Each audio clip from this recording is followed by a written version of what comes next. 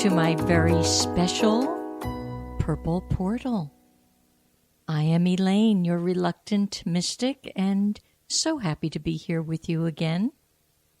And I look forward today to sharing the cosmic news of the week and the day and some cosmic thoughts and hopefully thoughts that allow you to stretch your perception just a little bit. It's no fun to have your perceptions stuck in a box. The world likes to keep you in a box, but it's no place for you. You don't belong in a box. You are so much larger than a box. So hopefully some of the words and wisdoms that I share with you allow you to stretch and allow you to see yourself as you really are. The self that I see, that presence within, that super present awareness. So that's what we're going to strive for today and every week when we are together. And I certainly hope you are starting to share with your friends that there is a cosmic show on the air, and it's light and it's lively and it's just delicious. So be sharing. We need to share the good stuff these days. There certainly is enough bad stuff. And I don't know about you, but I'm kind of done with it. So hopefully you are too, and we can all kind of join forces and see the real stuff inside. So today I do invite you to call in, as I do any and every week. And the number here is 321-806-3159. You can call in with any thoughts and ideas and whatever's on your little heart and soul. We will be talking about some Feng Shui today, especially Feng Shui for your business or your partner's business, and what do you need to do to fluff that up a bit. So we're going to go there, but we got some agenda. And the other way you can reach me privately if you're not comfortable on air, although the meet and greet committee here is just so warm and welcoming. You'll hear the voice of Jeff, and he'll take good care of you and just kind of zone you right on into my space. So once again, that's 321-806-3159. Now, to reach me off the air, go to Purple, that would be the color, Purple, Portal, Portal, 777 at gmail.com. And remember, a portal is an opening. It's kind of a secret gateway. And that purple is into very high and wonderful dimensions. Dimensions where you're free to think and speak as you truly are. So my purple portal honors your portal. So let's join portals today. All right, so the first thing I want to tell you is we are just beginning to wind down the sign of Libra. It will end this Saturday on the 22nd of October. So that means there's a few more days for you to really take an accounting of how you've done with the energy under the sign of Libra. The balance wheel, the harmonizer, the peacemaker. Have you stood in harmony? Are you in harmony? You know, the other day, a person called me from another country, and I know she was looking forward to speaking to me. After about an hour and a half, though, it was time to end the call. And actually, it was probably more than time. And I must say, it would appear that I lost my footing with harmony. To which immediately the person reacted with, "There, you're angry. See, like I told you, you're angry." Well, you know, it's an interesting thing. Yes, my cackles got raised, and yes, I was finished with the conversation. And yes, I have a difficult time with boundaries. Simply saying to someone, our conversation's complete. Gotta go. So it was kind of a mixture of me having to stand firmly in a boundary And then this person coming up with judgments and labels that I'm angry. Be careful of the judgments and labels you put on one another. I guarantee they're probably mostly inappropriate and maybe downright incorrect. So I don't actually think that I did become angry. I think I finally had a boundary, which for the Libra energy is very challenging to reach. So those of you who are Libra, or even your moon is in Libra, or your rising sign is Libra, or it's in some critically aspected position on your chart, that Libra energy could have been tested this month. And maybe you lost your balance, and maybe you didn't. Maybe you now have a better position on the old inner balance wheel of life. And if you really want to know where is your Libra, or where is anything in your astrological chart, well, that's when you need to contact me at purpleportal777@gmail.com.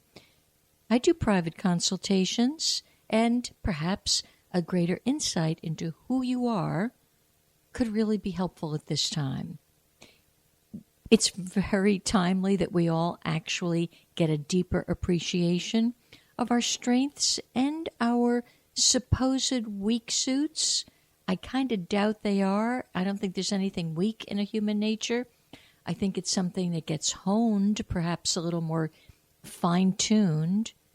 But you're far stronger than you think, so let's look at your strengths and get them even stronger. So on Saturday the 22nd, now the 22nd, every time you see a 22 in a person's birthday or the date itself, 22 is always a very, very powerful number because it's a master number. So there could be some challenges this Saturday for you as we move into Scorpio. And Scorpio can have a little bit of a temper. Scorpio can be a little bit sharp-tongued, and resentments can come up. So enter the sign of maximum power, because that's what Scorpio is. Enter it with respect and understanding that you're stepping into much more of a frequency of greater power for the planet as well as for you. So in the United States of America, where there's been this, interesting contest going on between parties and peoples and within families and communities where there's a tug of war and a sense of righteousness on both sides, it just could well be that under the sign of Scorpio, this is a tad exacerbated, and that is hard to believe. So put your exasperation boots on, close your mouth, and don't contribute to it. This is definitely a time where you do not want to pick up the packages of conflict that will be delivered under the sign of Scorpio. So it's very interesting that we're headed into that energy field, and next week I'll speak more on Scorpio. But those of you who are Scorpio, you are considered the most powerful sign in the zodiac. Therefore, what would your obligation be? To learn to use that power with discernment, with discretion, wisely, never to disempower someone else. And Scorpios can be very good at that because they need to be all-powerful. Well, how do you get more power? You usurp someone else's power. And that's simply a violation of spirit. It's a massive karmic violation.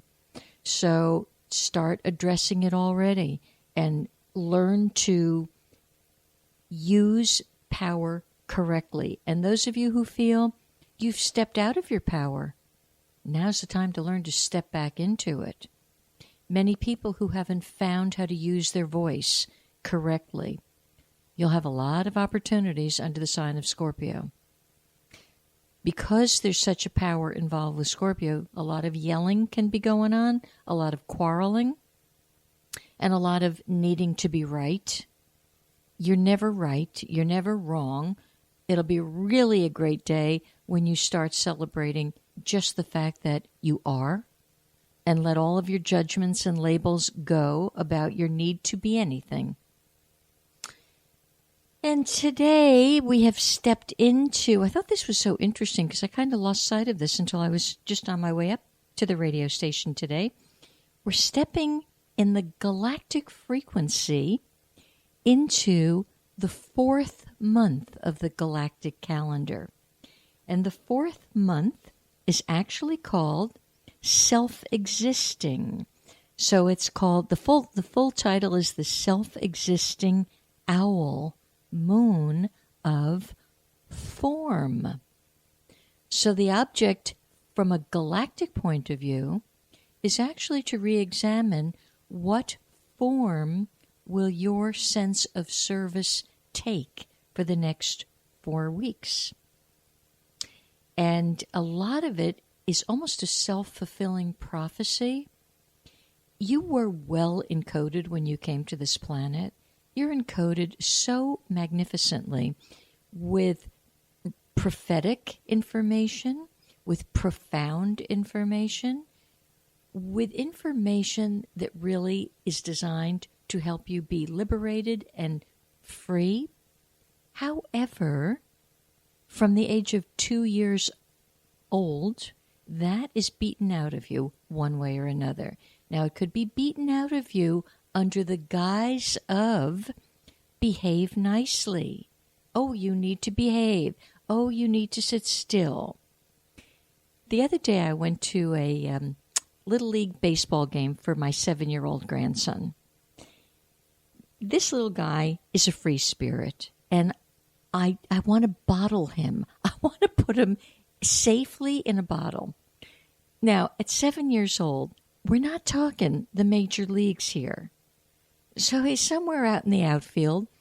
He's just kind of decided he was going to lay down, do a little spread eagle out there, took his baseball cap off, and he's just laying there, loving the grass, loving the sky. And I'm sitting across in the bleachers, loving him. To me, he was doing exactly what he should have been doing. As a 7-year-old, no game was in action. There was nothing to do. Well, the guy sitting next to me, called his daddy, was not pleased at all. No, you got to get up. You got to behave in a certain way. Come on. And I'm like, whoa. There's way too much of that, and that kills creativity. It kills your spirit. What's wrong with playing hard when you should play and rest delightfully when you want to rest? I think it's called the balance of yin and yang, and that's missing in our culture. Our culture in the West is what we call very yang, Y-A-N-G. That's the piston energy. That's the do, I got to do. Kids in this country, for the most part, are so programmed that it's completely obnoxious. When do they have a chance to lay on the ground, sit on the swing, not even swing, just sit there and twirl around? I did a heck of a lot of that as a little girl because I couldn't even figure out how to pump the pumper thing that you're supposed to pump in your body. So I would just sit there and twirl and dream. Thank God when I was a little girl, I dreamed a lot. School did not interest me.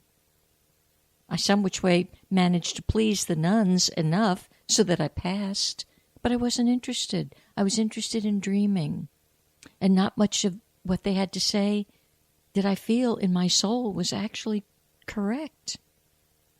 I learned a lot of English. That served me well. The rest, not so much. And interestingly enough, I learned a lot about what means